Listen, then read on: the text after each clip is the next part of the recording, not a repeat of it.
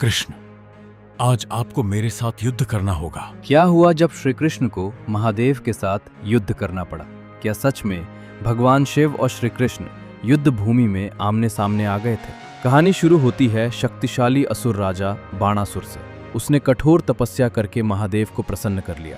महादेव ने उससे वरदान मांगने को कहा। तब बाणासुर बोला, प्रभु, जब भी मैं संकट में पड़ूं, आप मेरी रक्षा करें। महादेव ने उसे वचन दे दिया।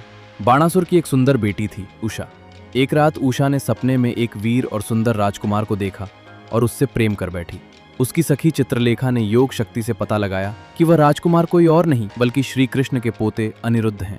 चित्रलेखा अपनी शक्ति से अनिरुद्ध को द्वारका से बाणासुर के महल में ले आई। जब बाणासुर को यह बात पता चली तो वह क्रोध से भर गया और उसने अनिरुद्ध को बंदी बना लिया।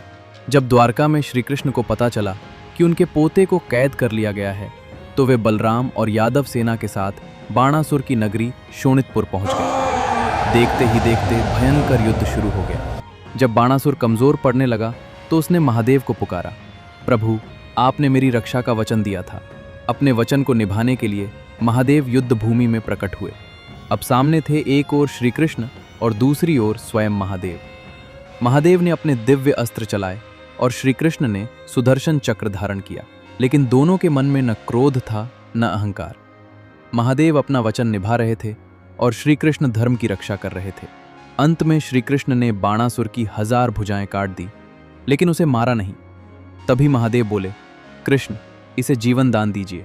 श्री कृष्ण मुस्कुराए और बोले, महादेव, आपके वचन का सम्मान करते हुए ही मैंने इसका वध नहीं किया। इसके बाद अनिरुद्ध को मुक्त किया गया। उषा और अनिरुद्ध का विवाह हुआ और युद्ध समाप्त हो गया। ऐसे ही रोचक पौराणिक कथाओं के लिए हमारे चैनल को सब्सक्राइब जरूर करें।